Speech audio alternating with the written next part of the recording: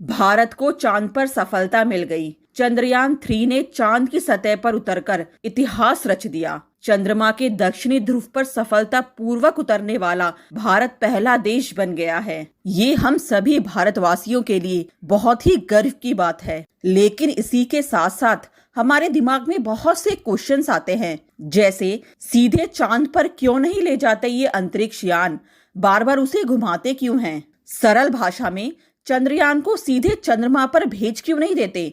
इतना घुमाने की जरूरत क्या है? जब नासा 4 दिन में अपना यान चंद्रमा तक पहुंचा देता है, तो भारत को 42 दिन क्यों लग रहे हैं? इस वीडियो में हम इसी तरह के क्वेश्चंस का आंसर जानने की कोशिश करेंगे। इन सवालों के जवाब में 2 प्रमुख चीजें हैं।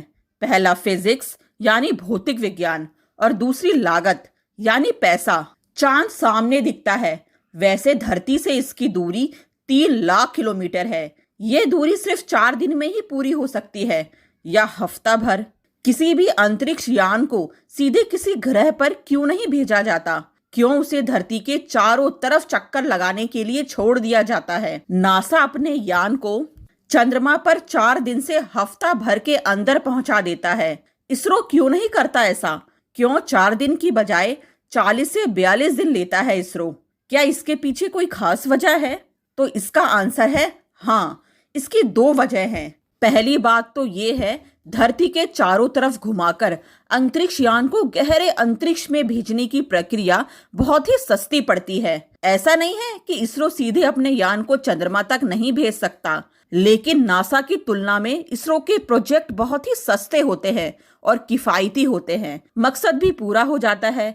इसरो के पास नासा की तरह बड़े बड़े और ताकतवर रॉकेट नहीं हैं, जो चंद्रयान को सीधे चंद्रमा की कक्षा पर डाल सकें। ऐसे रॉकेट बनाने के लिए हजारों करोड़ रुपए लगेंगे। इसीलिए इसरो 4 दिन की बजाय 40 से 42 दिन लगाता है।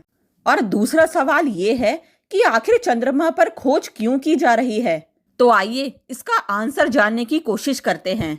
चंद्रयान-3 को मिलाकर अकेले भारत के ही 3 चंद्र मिशन हो जाएंगे।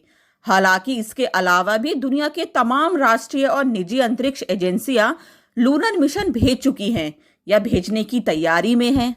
इन मिशनों को अपेक्षित सफलता नहीं मिल पाई। यही कारण है कि आज भी चंद्रमा पर खोज एक चुनौती मानी जाती है।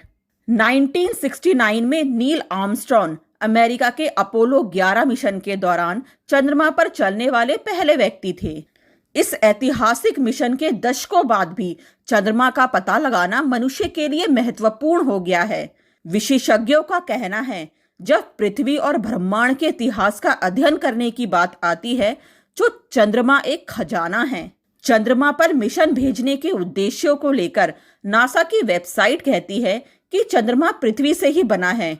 यहाँ पृथ्वी के प्रारंभिक इतिहास के साक्ष्य मौजूद हैं। हालांकि पृथ्वी पर ये साक्ष्य भूगर्भीय प्रक्रियाओं की वजह से मिट चुके हैं। नासा के मुताबिक चंद्रमा वैज्ञानिकों को प्रारंभिक पृथ्वी के नए दृष्टिकोण प्रदान करेगा।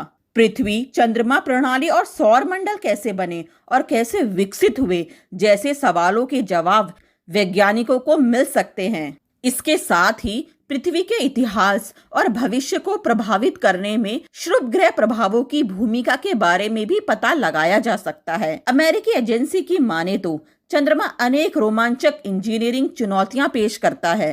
नासा कहता है, चंद्रमा पर सफलतापूर्वक उपस्थिति स्थापित करके मनुष्य पृथ्वी पर जीवन को बढ़ाएंगे और अपने सौर मंडल के बाकी हिस्सों और उसके आगे का पता लगाने के लिए तैयार होंगे। तो आपको ये जानकारी कैसी लगी? आप हमें कमेंट करके जरूर बताइएगा। और हम सभी देशवासियों को इस चंद्रयान की बहुत बहुत शुभकामनाएं।